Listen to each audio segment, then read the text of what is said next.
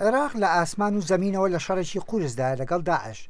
لە واشنتۆنیش کۆڕ و کۆبوونەوە گەرمە لەسەر چارەنووس و ئایندەی عێراقێکی ناڕوون. باڵێزی پێشووی ئەمریکا جەیمس جێفری دەڵێت بۆ چوونێک هەیە کە عێراق وەک نەخۆشێکی کەفتەکار دەبینرێت.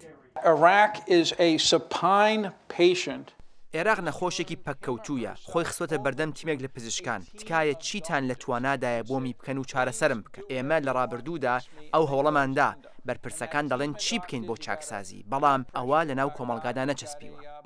کۆڕ و کۆبوونەوەکان هەموو باس لە دوای نەمانی داعش دەکەن. ئایا عێراق و چارەنووسی بەرەو کوێ؟ لە کاتێکدا لایەنە سەرەکیەکانی ئەو وڵاتە هەر یەکە و لە ئاوازێ خوێنێ. باڵێزی پێشووی ئەمریکا لە بەغداد ڕایان کرۆکەر لە چاوپێکەوتێکی تایبەتی دەنجی ئەمریکا بەلایەوە تەنها کێشەی سەربازی چارەسەری داعش ناکات، بەڵکو دەبێت چارەسەری سیاسیش لە عێراق بکرێت.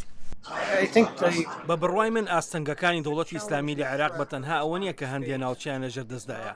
کێشەکە ئەوەیە چۆن لەو ناوچانە توانای پەرەسەندنیان هەیە. ئێمە بۆچی هەوڵ دەدەین لە ڕووی سەربازیەوە لاوازیان بکەین؟ دەبێت لەو توانایشیان بڕوانین، ئەوەش بەوە دەبێت یارمەتی عێراقیەکان بدرێت تا گۆڕانکاری سیاسی پێک بهێنن بە تایبەتی دەرحەق بە سونەکان. ئەوەش دەبێتە هۆکاری ئەوەی ئەو شوێنە لە بارانەی داعش نەمێنێ. ئەنجومەنی ئەتلانتیک بۆ توێژینەوەی سیاسی سەرڕای پسپۆرانی ئەمریکی 25 کەسی شارەزای عێراقیشان بەشداری پێکردووە بۆ پرۆژێک لەسەر عێراق و ئامادەکردنی بۆ سەرۆکی ئایندەی وڵاتەکەیان کە چۆن لە عێراق بڕوانێ. ئەوەش ئەمێنێتەوە سەر ئەوەی لە داهاتووە دەرەنجامی ئەم پەیپەرانە و ئەم تۆژینەوە کە بڵاوەکرێتەوە. ئایا تا چ ڕادەیەک ئیداری ئەمریکی تازە ئیشی پێکات. بەڵام بەگشتی ئەتوانم بڵێم ئەمە دەست پێشخەریکی باشە.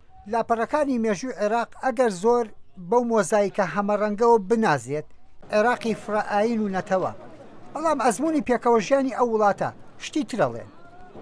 یحیا بەرزنجی دەنجی ئەمریکا.